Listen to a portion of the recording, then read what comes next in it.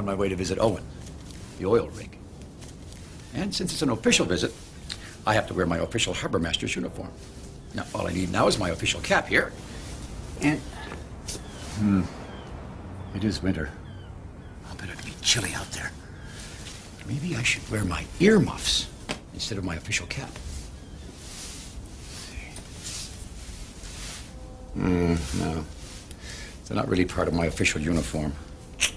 What should I do? I know what Hank would say. See, one time Hank was supposed to do something and... Now, let me tell you that story. It was a beautiful winter day, and all the tugs were up early, full of beans and barnacles.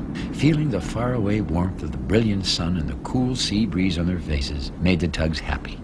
Now, when the tugs are happy, they're always a bit noisy. "Tug of war!" shouted Theodore. All the tugs began pulling against each other with their tow ropes to see who was the strongest, blowing their whistles and shouting as loud as they could. "Can't pull me!" George called to Theodore and Hank. "Can't so!" squealed Theodore with delight. "It's fun!" called Emily. "It's fantastic!" hollered Frodo. "It's noisy!" Who said that?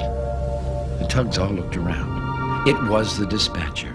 "You tugboats are being very noisy," he repeated in a grumpy voice. "I was sleeping, but your loudness woke me up. From now on, I would like everyone to be quiet." And with that, the dispatcher went back to sleep. "Everyone?" said Hank. "Wow." "Shh," said all the tugs. "Whoops," said Hank. He could already tell it was going to be very hard to be quiet, like the dispatcher said. Later that same day, George and Theodore set off on a special job. They had to move Owen the oil rig to the repair yard across the harbor. Now, Owen has to be moved at night. That's because he's so big. It's better if there are no other ships coming or going who get in his way. And even though the tugs were very excited about working late on such an important job, they were very quiet. "George, Theodore, can I come watch?" It was Hank hurrying to catch up. "You can come," frowned George, "but be quiet." Soon the tugs could see Owen. And that's when Hank had the most awful thought. Guess what?" he said. "Hank, please remember to be quiet," said Theodore.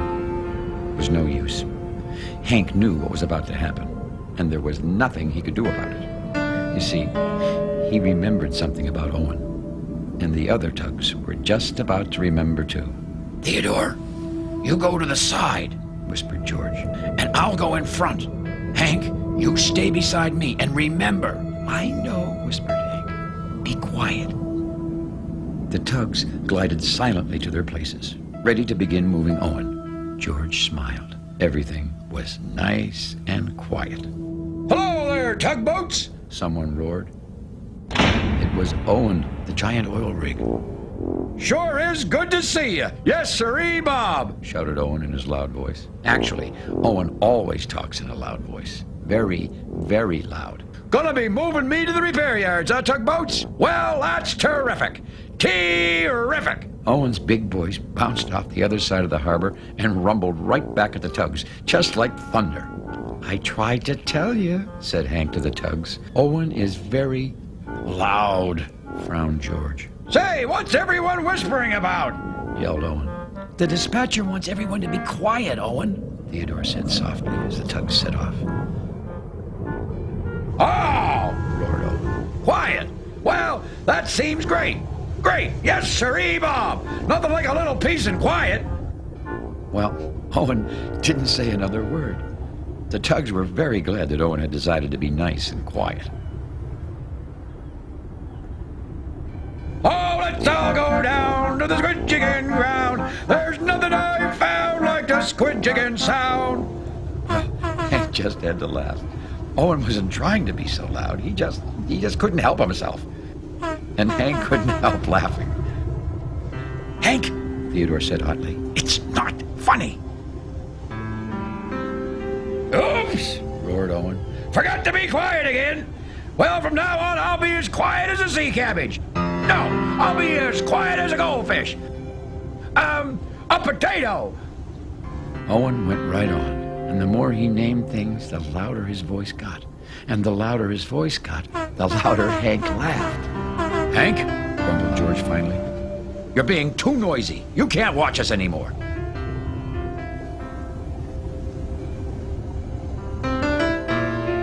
Hank floated sadly towards home.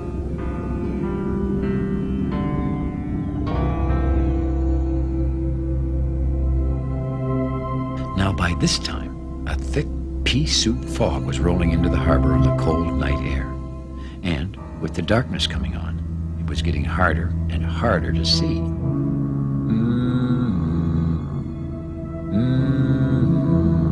Hank heard a loud sound. "Well, who's making that big noise?" he wondered.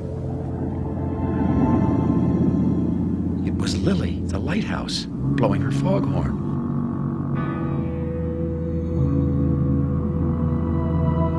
Hank raced as fast as he could toward Lily. "Lily," huffed Hank, "the foghorn said we have to stop making the dispatcher said we have to stop making foghorns. Hank was so excited he couldn't speak properly. But Lily kept right on blowing her foghorn. "Oh, I have to do something to make Lily listen," he thought. He made strange faces.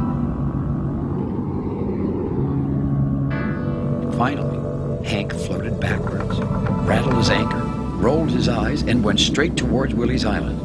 Well, Lily was so worried about Hank that she stopped blowing her foghorn. "Hank," said Lily, "I can't stop blowing my foghorn. It's foggy out. I have to warn ships and boats away from the sharp, dangerous rocks on Willie's Island. It's my job." Now, at the very moment when Lily stopped blowing her foghorn, the tugboats were pulling Owen closer and closer to Willie's Island and the sharp, dangerous rocks.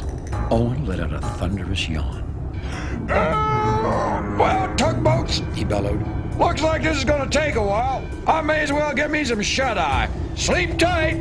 Don't let the barnacles bite." And with that, Owen snapped off his big bright lights and went to sleep. At last, it was quieter and darker. "I hope we don't run into Willie's Island, George," said Theodore, peering into the gloom. "I think it's around here somewhere." "Of course it's not," whispered George. "We'd hear Lily's foghorn." What George and Theodore didn't know was that Lily wasn't blowing her foghorn. "Hank," she said, "I really must blow my foghorn." "No," whispered Hank. He was so worried that Lily might start making more noise that he began to race around in a big circle. And that's when he noticed a giant dark shape. Something big was moving through the water. "That's Owen," Hank said to himself. He realized the tugs were moving Owen, and in the dark, well, they probably couldn't see Willie's Island, and of course they couldn't hear Lily's foghorn warning them away from the rocks. That's because right then, Lily wasn't blowing her foghorn. Hank hurried out towards the tugs. "George, Theodore," he started to say, but the tugs frowned and said, "Shh, Hank." Now, Hank knew the dispatcher told everyone to be quiet, but even if he got in trouble with the dispatcher, Hank couldn't let his friends get hurt. He had to say something. Hank blew his whistle as loud as he could, and then he shouted, "Stop! You're too close to Willie's Island! Lily, blow your horn!" Right away, Lily began to blow her foghorn. "Danger! Stay away!" All the noise woke Owen, and wouldn't you know it, right there, almost in front of him, was Willie's Island. "Turn!" roared George. "Quickly!" yelled Theodore. "Harder!" strained George. "Help us, Hank!" cried Theodore. Hank moved quickly to the big rig.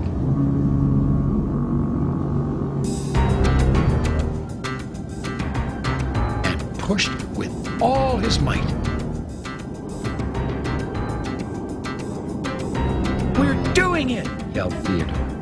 The tugs turned Owen away from Willie's Island, and just in time. "Hooray!" cried George. "Hooray!" shouted Theodore and Hank. "Well, that sure was a close call, yes sirree, Bob," boomed Owen. "Good thing I woke up and turned on my lights." Well, the tugs had to smile. After all, they had done most of the work. Just then, The fog lifted a little, and the tugs could see another light come on, the light from the great ocean dock. "Oh, it looks like the dispatcher woke up too," said Theodore quietly. "It must have been all our noise," said George. "Uh-oh," said Hank to himself. "I'm in trouble now." Well, sure enough, the dispatcher was waiting for the tugs when they'd finished moving Owen. "What was all that noise?" he said. "It was me, sir," said Hank quietly. "Why did you make that loud noise, Hank?" asked the dispatcher. "Well, Lily was blowing her dispatcher, Mr. Foghorn," Hank began. All his words caught in his throat again like he had swallowed a bumper, and everything came out funny. Theodore floated forward. "I think," he began, "it was all because you told us you wanted everyone to be quiet." "Right," said George. "Lily wasn't blowing her foghorn, so we almost bumped into Willie's Island with Owen." "Until Hank warned us away," added Theodore. Well, when the dispatcher heard this, his mustache shot straight out. "Oh, my goodness me. Oh, yes. Oh, yes, I see. Oh, dear. Well, I'm afraid this is all my fault." The tugs were so surprised they didn't say anything. And then the dispatcher said an even more surprising thing. "Hank, I'm very proud of you. Good job." "You are?" said Hank. "I mean, it was?" "Oh, it's important to do what I say, all right," said the dispatcher. "But sometimes I don't always say the right thing." "You don't?" "No, I don't," continued the dispatcher. "I didn't mean you should always be quiet. I just lost my temper this morning when you were making that big noise. I made a mistake, and I'm sorry. From now on, I'll try and be more careful about what I tell you to do." "You will?" said Theodore. "I will," said the dispatcher. "Good night, tugboats, and good job." "Good night," tooted the tugs, and turned for their places at the dock. It had been a long day, and they were glad it was over. "Good night, everyone!" Big voice boomed out. It was Owen, hollering from clear over at the repair yards. Well, the dispatcher turned back to the tugs again. "Do you think you should have a special loud time?" he asked. "Right now?" said Hank. "Right now," said the dispatcher. "Good night, Owen!" roared all the tugs together. "Well," said Owen, "it sure is loud in this here harbor. Yes, sirree, Bob."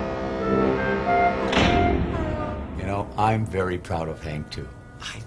Somehow he usually ends up doing the right thing, even though it doesn't always start out that way. Well, I was on my way to visit Owen. I just know my ears are going to be cold if I wear this official cap. So, I'm going to wear my earmuffs just this once. Thanks for visiting us here in the Big Harbor, and we'll see you all again next time. Something else I didn't think of. You know, with these earmuffs on, I can barely hear a thing. But I guess when you're going to go visit Owen, that's good. Yes, sir, Bob! Theodore, he's a tugboat and a friendly tugboat too. A friendly tugboat too. Oh, Theodore likes to do the things that friendly tugboats do. Pushing and a pulling in the great big harbor, in the great big world is so much fun. So many brand new things to discover. Waking with the sun, gotta get the job done. Oh, Theodore and Emily, Bodak, Hank and George, and the harbor master too.